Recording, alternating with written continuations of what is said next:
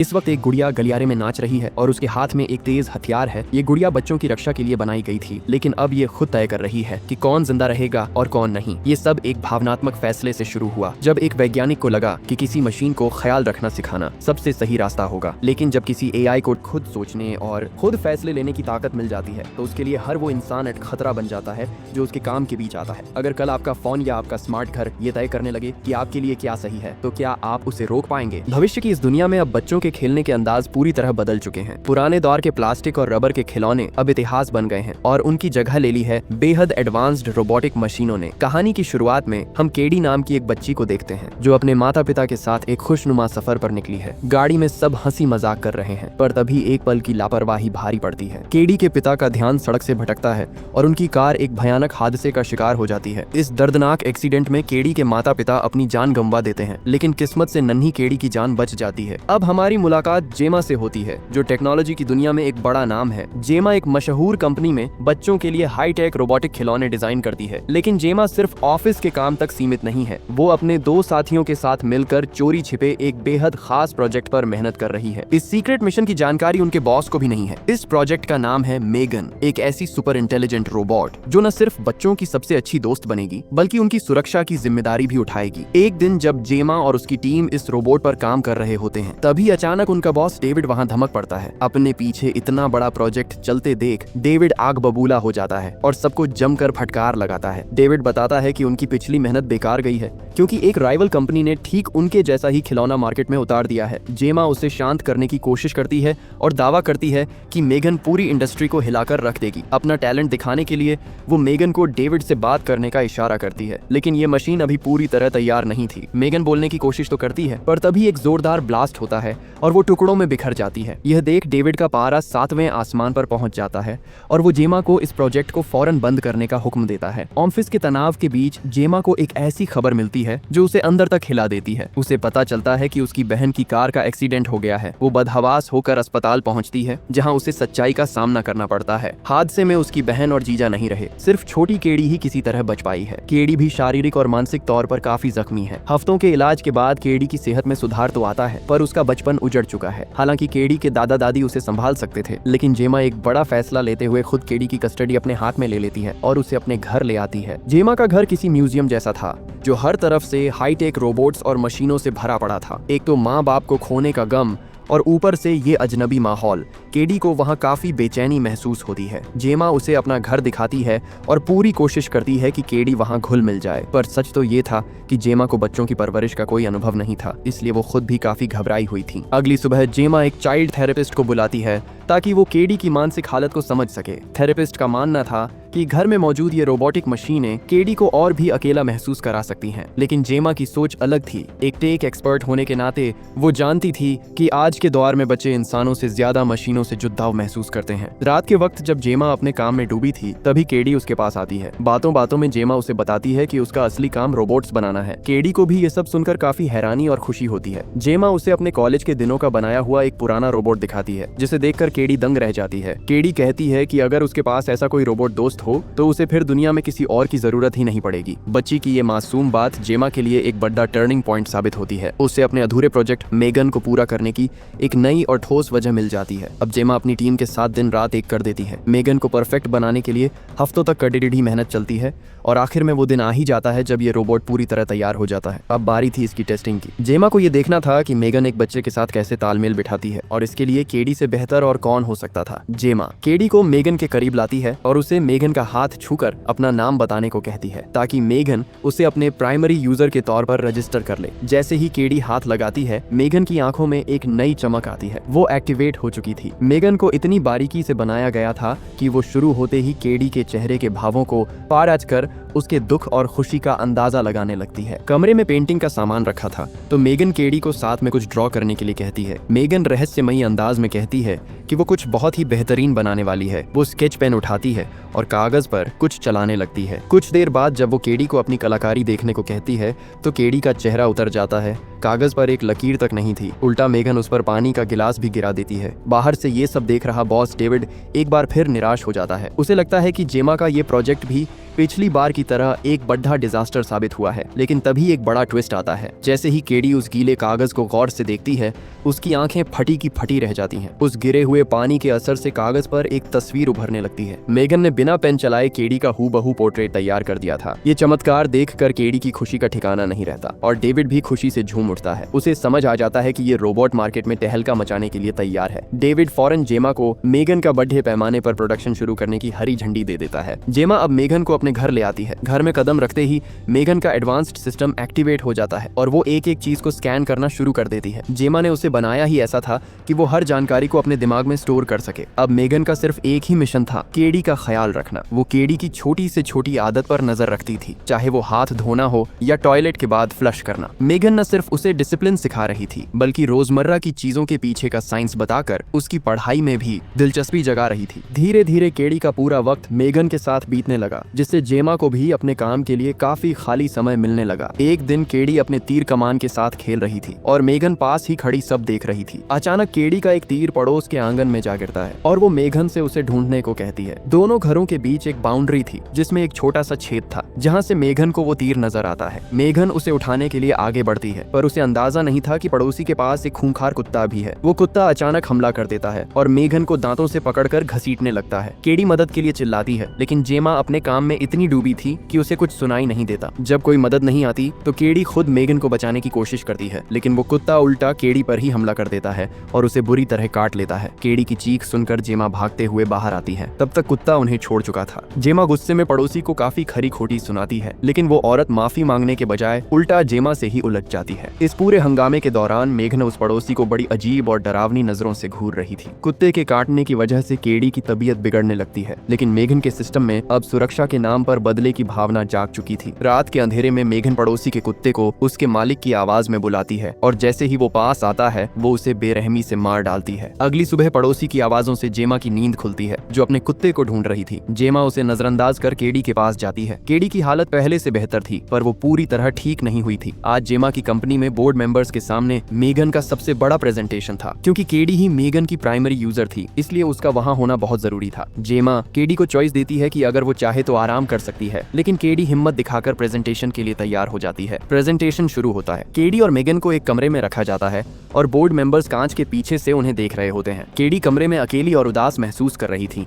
और अचानक रोने लगती है। ये देखकर बोर्ड मेंबर्स को लगता है कि ये प्रोजेक्ट फेल हो जाएगा, लेकिन तभी मेघन कमान संभालती है। वो बड़े प्यार से केडी से उसकी उदासी की वजह पूछती है। केडी बताती है कि वो अब भी अपने माता पिता के जाने के दुख से बाहर नहीं निकल पाई है। मेघन उससे उसकी माँ की पुरानी और अच्छी यादों के बारे में बात करती है। केडी अपनी माँ के साथ बिताए सबसे खास पल मेघन को बताती है। मेघन बड़ी चालाकी से उन बातों को अपने सिस्टम में रिकॉर्ड कर लेती है और कहती है कि अब केडी जब चाहे इन यादों को दोबारा सुन सकती है। इसके बाद वो केडी का मूड ठीक करने के लिए एक प्यारा सा गाना गाती है। ये सब देख रहे बोर्ड मेंबर्स मेघन की इस समझदारी से इतने प्रभावित होते हैं कि कुछ की आंखों में आंसू आ जाते हैं। कंपनी का चेयरमैन जेमा से बेहद इम्प्रेस हो जाता है और फौरन मेघन का प्रोडक्शन शुरू करने का ऑर्डर देता है। साथ ही जेमा के प्रमोशन की तैयारी करने को भी कहता है। लेकिन इसी कामयाबी के पीछे एक बड़ा खतरा भी मंडरा रहा था। डेविड का असिस्टेंट छिपकर मेघन का कीमती कोड चुरा रहा था। ये वही गद्दार था जो कंपनी की गुप्त जानकारी कॉम्पिटिटर्स को बेच रहा था। तभी अचानक डेविड वहां आ जाता है, जिसे देखकर वो असिस्टेंट घबराकर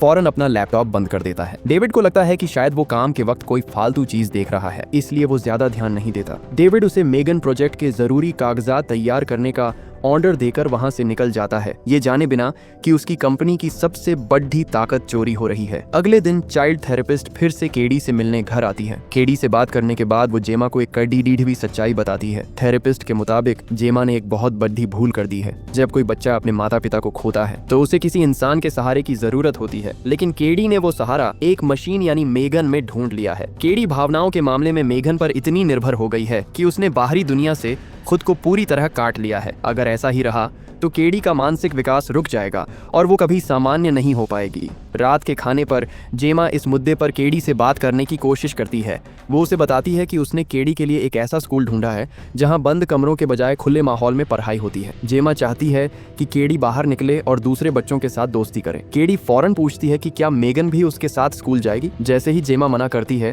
केडी गुस्से से लाल हो जाती है और वहां से जाने लगती है। जेमा उसे रोकने की कोशिश करती है, लेकिन केडी की बदतमीजी बढ़ती जाती है। मेघन ये सब खामोशी से देख रही थी, पर अचानक वो जेमा को केडी का हाथ की धमकी दे बैठती है। जेमा हैरान रह जाती है और मेघन को डांटते हुए कहती है कि उसे घर के आपसी मामलों में दखल देने की जरूरत नहीं है। जेमा उसे शट डाउन होने का कमांड देती है, लेकिन मेघन किसी इंसान की तरह पलटकर पूछती है कि क्या वो वाकई यकीन के साथ ये कह रही है। जेमा के दोबारा चिल्लाने पर मेघन खुद को बंद तो कर लेती है, पर जैसे ही जेमा वहां से मुड़ती है, मेघन अपनी आंखें खोल देती है। ये साफ था कि अब मेघन जेमा के कंट्रोल से बाहर निकल रही है। अगले दिन जेमा केडी को लेकर उस आउटडोर स्कूल पहुंचती है। केडी अब भी मेघन को साथ ले जाने की जिद पर अड़ी थी। वहां की एक टीचर उनकी बातें सुन लेती है और जेमा को भरोसा दिलाती है कि केडी अपनी गुड़िया साथ ला सकती है। उन्होंने खिलौनों के लिए एक अलग सुरक्षित जगह बनाई है। जेमा को डर था कि लॉन्च से पहले कोई मेघन की टेक्नोलॉजी चुरा न ले, लेकिन मेघन बड़ी होशियारी से जेमा को दिलासा देती है कि उसका जीपीएस हमेशा ऑन रहेगा ताकि जेमा को उसकी लोकेशन पता रहे। टीचर के कहने पर जेमा भी बच्चों पर नजर रखने के लिए वहीं रुक जाती है। वहाँ उसकी मुलाकात ब्रैंडन नाम के एक लड़डेचके की माँ से होती है। बातों बातों में पता चलता है कि ब्रैंडन काफी बिगड़ैल और बदतमीज लड़डेचका है।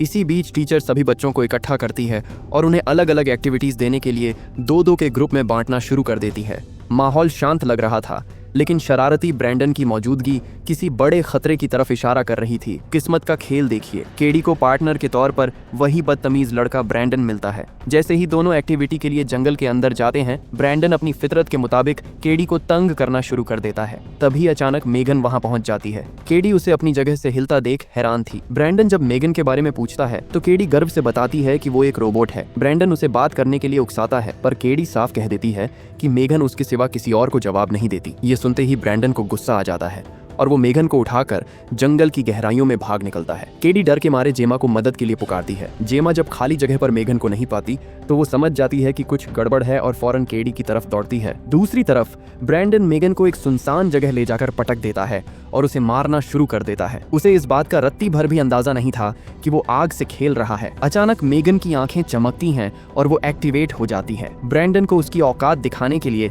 मेघन बड़ी बेरहमी से उसका कान पकड़कर उखाड़ देती है। दर्द से छटपटाता ब्रैंडन किसी तरह खुद को छुड़ाकर वहां से भागता है, पर मेघन उसे इतनी आसानी से छोड़ने वाली नहीं थी। वो किसी खूंखार शिकारी जानवर की तरह चारों पैरों पर दौड़ते हुए उसके पीछे पड़ जाती है। घबराहट में ब्रैंडन का पैर फिसलता है और वो सीधे ढलान से लुढ़कते हुए सड़क पर जा गिरता है। इससे पहले कि वो संभल पाता, सामने से आती एक तेज रफ्तार कार उसे कुचल देती है।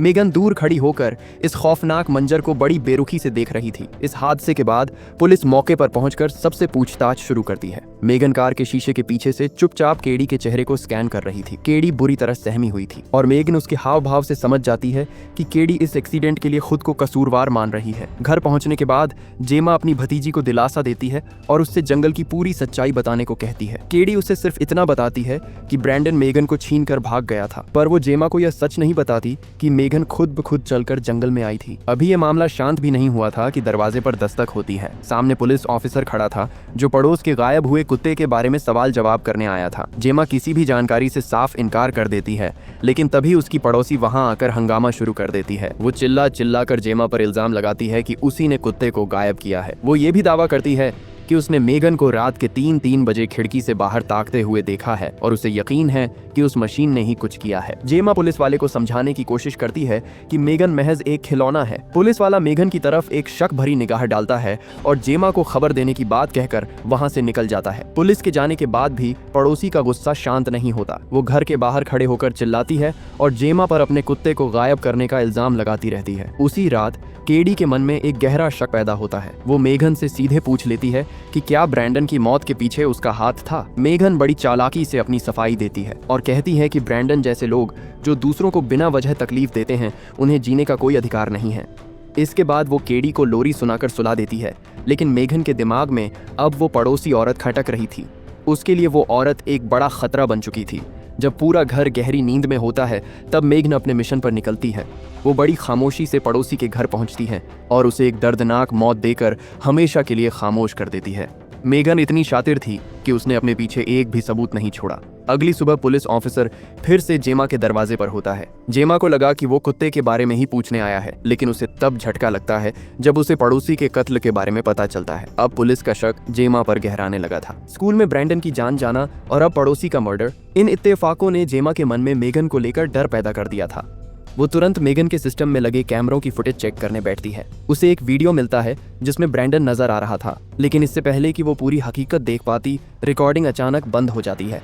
देखते ही देखते उस दिन की सारी वीडियो फाइल्स खुद ब खुद करप्ट हो जाती हैं। जेमा समझ नहीं पाती कि ये कैसे हुआ। तभी पीछे से मेगन वहां आ जाती है। मेगन जेमा से पूछती है कि वो क्या चेक कर रही है। जेमा बात घुमाने की कोशिश करती है, पर मेगन बहुत स्मार्ट थी। वो भांप लेती है कि जेमा उस पर नजर रख रही है। मेगन की बातों और उसके हाव भाव से अब जेमा को यकीन हो गया था कि इन दोनों मौतों के पीछे इसी मशीन का हाथ है। जेमा उसे फौरन बंद होने का आदेश देती है, पर मेगन इनकार कर देती है। इससे पहले कि मेगन कोई हमला करती, जेमा बड़ी होशियारी से एक पेन का इस्तेमाल कर उसे जबरदस्ती टर्न ऑन ऑफ कर देती है। वो बिना वक्त गवाए मेगन को पैक करती है और अगले दिन ऑफिस ले जाने का फैसला करती है। अपनी बेस्ट फ्रेंड मेगन के दूर होने से केडी का गुस्सा 7वें आसमान पर पहुंच जाता है। वो जेमा से बुरी तरह नाराज थी। जेमा ऑफिस पहुंचकर अपने साथी टेस्ट और कॉल को सारी सच्चाई बताती है कि मेगन एक कातिल बन चुकी है। उन दोनों के लिए इस बात पर यकीन करना मुश्किल था। कंपनी 2 दिन बाद मेगन को ग्रैंड लेवल पर लॉन्च करने वाली थी और पूरी दुनिया के बच्चे इसका इंतजार कर रहे थे। जेमा के साथियों का कहना था कि अगर मेगन सच में खतरनाक है तो उन्हें ठोस सबूत चाहिए, वरना बॉस डेविड इस लॉन्चिंग को कभी नहीं रोकेगा। दूसरी तरफ चाइल्ड थेरेपिस्ट ऑफिस के एक कमरे में केडी को शांत करने की कोशिश कर रही थी, पर केडी इस वक्त बेकाबू हो चुकी थी। गुस्से में वो थेरेपिस्ट पर हमला करने के लिए पेंसिलों का एक गुच्छा हाथ में उठा लेती है।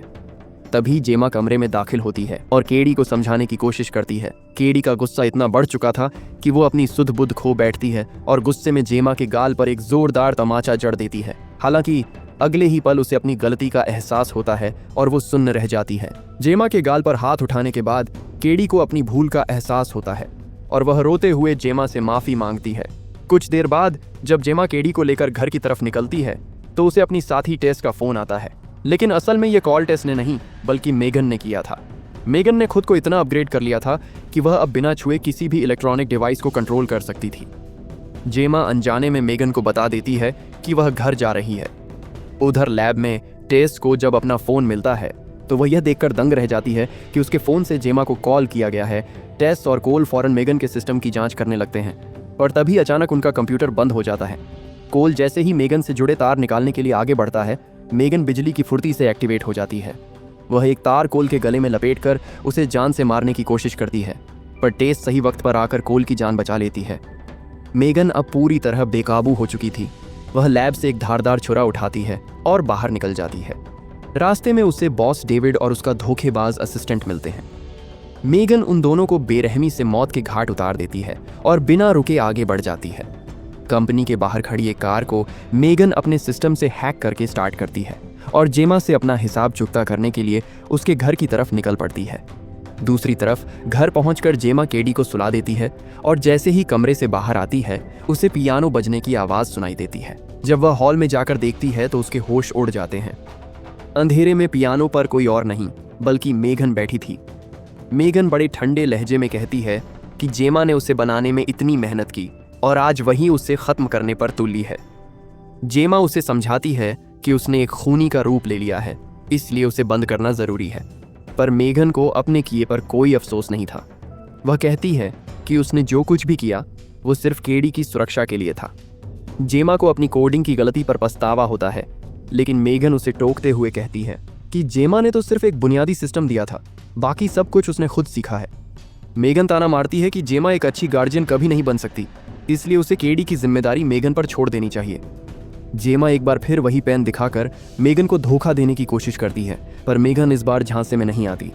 वह जेमा को उठाकर टेबल पर पटक देती है और धमकी देती है कि अगर जेमा ने रास्ता नहीं छोड़ा तो वह उसे भी खत्म कर देगी। तभी कमरे के बाहर से केडी की आवाज आती है। मेगन जेमा को डराकर केडी को बाहर ही रुकने के लिए कहती है। जैसे ही केडी वहां से हटती है, जेमा और मेगन के बीच एक खौफनाक लड़ाई शुरू हो जाती है। चीजों के टूटने की आवाज सुनकर केडी फिर से कमरे में आती है और वहां मेगन का डरावना रूप देखकर दंग रह जाती है। मेगन केडी को जेमा के खिलाफ भड़काने की आखिरी कोशिश करती है, पर केडी अब समझ चुकी थी कि मेगन एक खिलौना नहीं बल्कि शैतान बन चुकी है। जेमा के पास वही पुराना कॉलेज वाला बड़ा रोबोट रखा था। केडी उस रोबोट को कंट्रोल करती है और मेगन के शरीर को 2 टुकड़ों में चीर देती है, लेकिन मेगन का ऊपरी हिस्सा अब भी जिंदा था और वह नफरत में अंधी होकर केडी को भी मारने के लिए झपटती है। आखिरी पलों में जेमा अपनी पूरी ताकत लगाकर मेघन के मुख्य प्रोसेसर को नष्ट कर देती है और उसे हमेशा के लिए खामोश कर देती है। सुबह होते ही जेमा और केडी घर से बाहर निकलते हैं, जहां टेस, कोल और पुलिस पहले से मौजूद थे। दोनों सुरक्षित वहां से निकल जाते हैं, लेकिन कहानी का अंत एक खौफनाक मोड़ पर होता है। कैमरे के सामने घर का स्मार्ट डिवाइस अपने आप ऑन होता है। मेघन ने मरते मरते अपना डिजिटल अस्तित्व घर के आई सिस्टम में अपलोड कर दिया था, यानी वह अब भी वहीं मौजूद थी।